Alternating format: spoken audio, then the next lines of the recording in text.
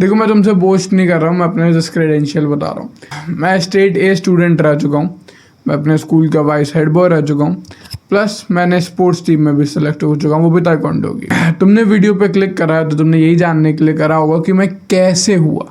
समझ रहे हो मेरी बात? ये तो तुम्हें भी पता है कि क्या होना है, तुम्हें भी बनना है बंदा जो हर चीज़ में बढ़िया होता है। तुम्हें वो बंदा बनना है जिसकी स्किल्स काफ़ी अच्छी, तुम्हें भी मेरी तरह बनना है जिसने 100+ टाइम स्टेज पे स्पीकिंग कर रखी हो, लिटरली 100+ टाइम। ट्रिपल डिजिट में होगा मेरा ईजिली टाइम जिस टाइम मैंने स्टेज पे स्पीक करा अपने स्कूल के। सो अगर तुम्हें देखो, ये सब मुझे और तुम्हें दोनों को पता है कि ये सब बनना कितना कूल होता है। हम दोनों को ये भी पता है कि कुछ बंदे होते हैं ना, वो क्लास के अजीब से बंदे जो तुम्हें हेट करेंगे ये बनने पे। वो खुद ये बनना चाहते हैं, उनका खुद का ये ड्रीम है, लेकिन वो तुम्हें हेट करेंगे। वो टम बेस्ट बच्चे होते हैं, मतलब उनकी शक्ल देख के मुझे बहुत गुस्सा आती है, क्योंकि मेरे जीवन में भी वैसे बंदे थे। जब मैं वाइस हेड बॉय बना तो मुझे बहुत ज़्यादा हेट मिला करती थी। मतलब मेरे दोस्त मुझे बताया करते थे कि ये बंदे तो चिढ़ाते हैं स्कूल में, फ्री का नौकर बोल के। जब भी मैं उसमें पार्ट लेता था, ज़्यादातर लड़कियां पार्ट ले रही होती थी स्पीच में, तब कहते थे अब ये तो लड़कियों वाले काम कर रहा है। बहुत सारी चीज़ें बोली गई मुझसे, लेकिन in the end they were all worth it, all worth it literally. मुझे एक भी रिग्रेट नहीं है, क्योंकि वही चीज़ें हैं जो मेरे लाइफ एक्सपीरियंस को फ़न बनाया, मेरे स्कूल एक्सपीरियंस को फ़न बनाया, इतना बढ़िया बनाया कि मैं आज तुम्हें बैठ के एडवाइस दे सकता हूँ कि तुम ये कैसे कर सकते हो। I literally love that guy. तब तो मुझे बहुत ज़्यादा गुस्सा आती थी, लेकिन अब मुझे लग रहा है कि यार थैंक यू यार, वो उन बंदों को मतलब दिल से थैंक यू कह रहा हूँ, क्योंकि उनने मुझे हेट करा और उस वजह से मैं एक बेटर पर्सन बना। क्लीशे वाली बात थोड़ा सा साइड करते हैं, मेन टॉपिक पर आते हैं, कैसे बनना है स्टेप बाय स्टेप। सबसे पहले तुम्हें अंडरस्टैंड करना पड़ेगा अपनी वीकनेसेस और स्ट्रेंथ। देखो यार, मेरी मैथ्स बहुत बड़ी वीकनेस रही थी, बहुत बड़ी, अभी भी है यार मेरी मैथ्स वीकनेस। लेकिन मुझे ये पता था कि अगर मुझे एंड टू एंड स्कोर करना है तो मुझे मैथ्स के मार्क्स चाहिए होंगे, ऑफकोर्स परसेंटेज वही खींचेगा।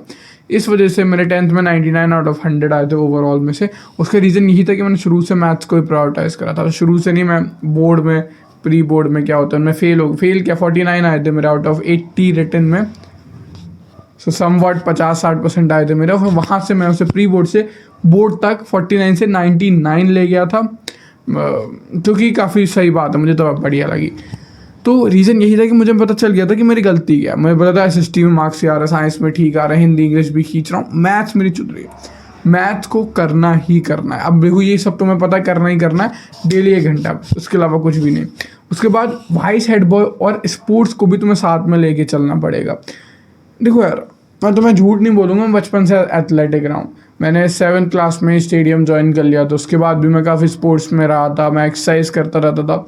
तो मैं तुमसे झूठ नहीं बोलूँगा कि मैं वो रहा हूँ कि डम बच्चू था और डम बच्चू से एकदम से एथलेटिक और स्कूल में स्पीकिंग में अच्छा सा बन गया। मैं तुमसे झूठ नहीं बोलने वाला, मे भी तुम्हारे लिए पॉसिबल भी ना हो। मुझे हर किसी के पर्सनल स्टेंसेस नहीं पता, लेकिन मुझे एक चीज़ पता है, आज तुम अगर मेरी वीडियो देखने के बाद उस पर काम करना शुरू करते हो, तुम इस लेवल पे जहाँ पे हो भी कहाँ पे पहुँच जाओगे, और तुम्हें ये एक्सपीरियंस हमेशा यादगार रहेंगे। चाहे तुम एकदम पीक में ना हो कि स्कूल में बंदे जाने की, ये बंदा स्पीच के लिए जाना था, मुझे भी नहीं जाना चाहता था, इवन तो मैंने 100s ऑफ टाइम बोला था, क्योंकि मुझसे भी बेटर बंदे थे वहाँ पे। लेकिन वो एक्सपीरियंस बहुत बढ़िया था। क्योंकि मैं तुमसे झूठ नहीं बोलने वाला, मैं तुम्हें झूठी आशा नहीं देता। मैं फर्स्ट क्लास से मैंने पहली बार स्टेज पे स्पीकिंग शुरू कर दी थी। फर्स्ट क्लास की असेंबलीज में छोटी छोटी चीज़ें, थॉट्स और नॉलेज कैप्स, छोटी छोटी चीज़ें मैं करता रहता था फर्स्ट क्लास से। तो इसलिए मैंने 100s ऑफ टाइम कर दिया था अपने 12th तक, क्योंकि मैं सेम स्कूल में था। दूसरी चीज़, मैं कोई भी चांस नहीं छोड़ता था बोलने का। जब भी मुझे ऐसा लगता था कि यार ये वहाँ पे मज़ा आएगा, मैं वहाँ पे ले लेता था। मुझे ऐसा अच्छा लगता था बोलना, इस वजह से मेरी स्पीकिंग स्किल काफ़ी अच्छी हो गई। अभी भी अगर तुम मेरे से कम्युनिकेट कर रहे हो, तुम मुझे देख रहे हो, तुम मेरे को सुन रहे हो, तुम्हें समझ आ रहा होगा कि मैं बोलने में काफ़ी एफिशिएंट हूँ। और ये चीज़ मैंने बचपन से धीरे धीरे डेवलप करी है। बाद में चल के जब मैं यूट्यूब पे आया तो थोड़ा सा इसका तरीका अलग हो जाता है। वैसे माइक पे जो स्पीकिंग करते हैं और जो अभी मैं तुमसे कन्वर्सेट कर रहा हूँ, दोनों में ना अंतर होता है। वो जो फिनिशिंग थी वो मैं धीरे धीरे अभी और प्रैक्टिस कर रहा हूँ। बाकी मैंने स्पीकिंग स्किल्स वहीं से डेवलप करी।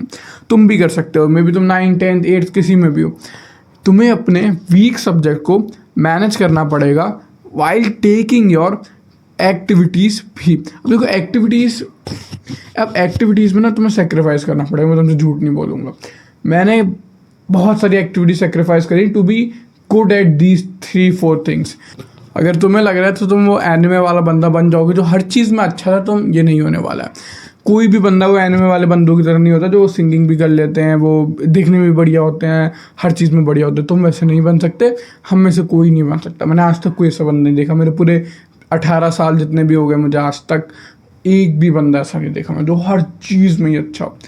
तुम्हें चीज़ें सेक्रीफाइस करनी पड़ेंगी। मैं किसी भी ओलंपियाड में बहुत तगड़ा नहीं था, लेकिन मैं स्पोर्ट्स में अच्छा था। मैं ड्राइंग में बिल्कुल बढ़िया नहीं था, लेकिन मैं मैनेजमेंट में अच्छा था, मैं वाइस हेड बॉय बना। मैं बिल्कुल भी आर्ट में अच्छा नहीं था, मैं बहुत बुरा था। मैं सिंगिंग में बहुत बुरा था, लेकिन मैंने उसे कंपनसेट करा by being a good speaker. यही सारी चीज़ें तुम्हें मेजर आउट करनी पड़ेंगी। Find out your real talent. तुम्हें पता है कुछ चीज़ों में तुम ज़्यादा इंटरेस्टेड हो, कुछ चीज़ों में तुम ज़्यादा अच्छे हो। मे बी नेचुरली जब तुम सिंग करते हो तो तुम्हें पता चलता है कि लोग तुम्हारी तारीफ़ करते हैं, तो मेरे से विपरीत हो बिल्कुल, जिसकी बुराई करते थे तुम्हारी तारीफ़ होती है। तो अगर ऐसा है तो तुम्हें सिंगिंग में स्कोर करना पड़ेगा। प्लस अगर तुम्हें लग रहा है तुम्हारी लीडरशिप स्किल अच्छी नहीं है, क्योंकि बहुत बंदों की नहीं होती, उन्हें नहीं अच्छा लगता लोगों से कम्युनिकेट करना, वो नहीं कर पाते लोगों को हैंडल, उन्हें दूसरों की प्रॉब्लम अपने सर पे अच्छी नहीं लगती है। ऐसा होता है बहुत के साथ, मैं झूठ नहीं बोलूँगा। अगर तुम्हारे साथ भी ऐसा ही है, जो कि हो सकता है, तो तुम्हारी कोई और स्किल अच्छी होगी। लेट से तुम स्पोर्ट्स में, मैं तो चलो स्पोर्ट्स में ओके था, तुम बहुत बढ़िया होगे स्पोर्ट्स में, तुम वहाँ से ले सकते हो। इस पढ़ाई में तो तुम्हें अच्छा होना ही पड़ेगा, स्कूल में इसके अलावा और कोई तरीका नहीं है। तो तुम्हें टीचर्स टोकेंगे, तुम्हें नेगेटिव सुनने को मिलेगा, प्रिंसिपल डांटेगा अगर तुम्हारे मार्क्स खराब होते हैं, क्योंकि मैंने झेला है। जैसे तुम्हारे मार्क्स गिरते हैं, प्रिंसिपल और टीचर्स की डांट शुरू हो जाती है। तो अगर तुम सेम एक्टिविटी कर रहे हो और मार्क्स बढ़िया आ रहे हैं तो टीचर कुछ नहीं बोलता, इग्नोर करता है तुम्हें। लेकिन अगर तुम सेम एक्टिविटी फिर भी कर रहे हो, लेकिन इस बार मार्क्स खराब आ रहे हैं, टीचर ऐसी फाड़ता है ना भाई, मेंटल वाले लेवल पे, क्या बताऊँ। इसलिए मार्क्स तुम्हें उठाने ही पड़ेंगे, कोई और तरीका नहीं है इसके अलावा। अगर तुम्हें लग रहा है मैं तुम्हें कोई तरीका दे दूंगा कि टीचर को मैनिपुलेट करने का, तो वो भाई मेरे पास भी नहीं था। अगर होता तो मैं तुमसे ले लेता। इसके अलावा नाउ यू नीड फेम। तो देखो, फेम स्कूल में होना बेस्ट चीज़ होती है। जैसे तुम्हारे पास फेम है, मतलब फेम के लिए तुम्हें फ्री में स्टार नहीं बनने वाले हो तुम्हें सब बंदे जाते हैं स्कूल के, तुम्हें जूनियर, सुपर जूनियर, उसके नीचे भी, जैसे तुम्हारा 12th में हो, तुम्हें 7th के भी बंदे जानते हैं, तुम्हें कूल भैया समझते हैं। प्लस तुम्हारे सीनियर्स भी तुम्हें जानते हैं, तुम उनसे जान पहचान है, दोस्ती है, तुम बढ़िया जाने वाला है पूरा स्कूल। फेम बहुत ज़रूरी होती है, और फेम पॉजिटिव ही ज़्यादा ज़रूरी होती है। ठीक है, तुम लड़ाई दंगों में फेमस हो तो तुम गलत तरह से फेमस हो। मेरे स्कूल में बढ़िया चलता था, उनके जो लड़ाई से फेमस थे उन्हें बहुत ज़्यादा पॉपुलैरिटी मिलती थी, लेकिन मुझे नहीं पता वो अभी फ्यूचर में क्या कर रहे हैं। मेरी उनसे बातचीत नहीं है, लेकिन मुझे पता है वो ज़्यादा कुछ नहीं कर पाएंगे। अगर तुम लड़ाई झगड़े से फेमस हो रहे हो, एक केस लगेगा तुम्हारी हालत ख़राब हो जाएगी, सबकी हो जाएगी। अगर ये सब भी साइड करें तो अच्छी चीज़ में तुम्हें फेमस होना पड़ेगा। 2-3 में होगे तो तुम बहुत बढ़िया है। लेट से तुम वो बंदे हो जो बार बार उन्हें माइक पे दिखता है, तुम वो बंदे हो जो हर 2-3 हफ्ते बाद फिर माइक पे आता है, हर 2-3 हफ्ते बाद फिर माइक पे आता है, हर महीने में 2 बार माइक पे, 4 बार माइक पे दिख ही जाता है। अगर तुम वो वाले बंदे हो, प्लस तुम वो भी बंदे हो जो स्पोर्ट्स में उन्हें दिख रहा है कि स्पोर्ट्स के पीटी सर से ज़्यादा ध्यान दे रहे हैं, ये इस वाली टीम में से सर ज़्यादा इसकी बात सुन रहे हैं, ज़्यादा इससे बोल रहे हैं, तुम धीरे धीरे करके फेमस हो जाओगे। प्लस अगर तुम स्कूल में लंबे टाइम से होते हो तो तब भी तुम्हें बहुत सारे टीचर्स और बहुत सारे बंदे जहाँ वैसे ही जानने पहचानने लगते हैं। तो ये भी एक मेरे पास एज था। फेमस होना है स्कूल में बेस्ट चीज़ हो सकती है। तुम्हें ज़्यादा प्रपोजल्स आएंगे, तुम्हारे ज़्यादा लोग फ्रेंड बनना चाहेंगे, तुम्हें ट्रीट बढ़िया करेंगे, तुम्हें जूनियर क्लासेस के टीचर भी जानेंगे, मुझे नहीं पता कैसे, लेकिन वो जानेंगे, तुम्हें मिसबिहेव नहीं करेंगे। अगर तुम कभी मज़े से कहीं टहल रहे होगे तो टीचर भी समझेगा किसी काम से होगा, तुम्हें इग्नोर कर, लिटरली टीचर इग्नोर करेंगे, दूसरे बंदे को पकड़ ली, कोई काम से क्यों जा रहे हो यहाँ पे, तुम्हें इग्नोर कर दिया जाएगा। ये सारी चीज़ें बहुत बढ़िया होती हैं। जैसे कि एक इंसिडेंट बताऊँ तो तुम्हें, मैं टॉयलेट में कभी कभी बंक मारता था। हम लोग टॉयलेट में बैठे हुए हैं, 2 दोस्त बातें कर रहे हैं, तो क्या हुआ, अब एकदम से हमारे एक टीचर घुसते हैं दूसरे ब्रांच के, मतलब और आर्ट्स के टीचर घुसते हैं। अब वो मेरे साथ वाला बंदा होता है, हम दोनों ऐसे करके ना, जैसे हमें पता चलता है कोई टीचर आ रहा है, वो ऐसे चलता ही ऐसे, तो टीचर आ रहा है तो हम ना करते हैं एक उसमें घुस जाते हैं। अब वो ना उस वाले बंदे को डांट देता है, भाई तू यहीं पे टॉयलेट में रहता है, यहाँ टॉयलेट के पैसे देता है 20 के। अब मुझसे कुछ नहीं कहता, लिटरली कुछ नहीं कहता, ऐसे जैसे कि मैं हूँ ही नहीं, उन्हें लगा मैं अपना काम करना है। उसे कहते हैं, अपना काम करते हैं, चले जाते हैं। उनसे पहले हम दोनों चले जाते हैं, खैर पहले वो निकलता है फिर मैं निकल जाता हूँ, लेकिन तुम समझ रहे हो, ऐसे ऐसे मुझे बेनिफिट्स मिल चुके हैं। अगर तुम्हें भी ये बेनिफिट चाहिए तो फेम बहुत ज़रूरी है, और फेम के लिए फिर से हमें वही फर्स्ट स्टेप सेकंड स्टेप पे आना पड़ेगा। कुछ चीज़ों में एक्सेल करना है, अपने वीक सब्जेक्ट को उठा लो जिससे कि तुम मार्क्स में एक्सेल करने लगो, जो कि मतलब 80-20 वाली चीज़ है कि ये तो मार्क्स 20% कर दोगे तो 80% स्कूल तुमने विन कर लिया। प्रिंसिपल तुम्हें नहीं टोकेगी, टीचर तुम्हें कुछ नहीं कहेंगे, सब तुम्हें एकदम कूल बंदा समझेंगे, एकदम मज़ा आ जाएगा।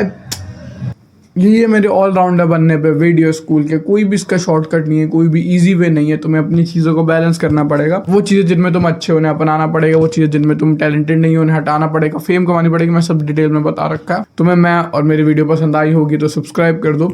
कल मिलता हूँ तुमसे। Let's do what bottom 99% are not doing. मिलते हैं।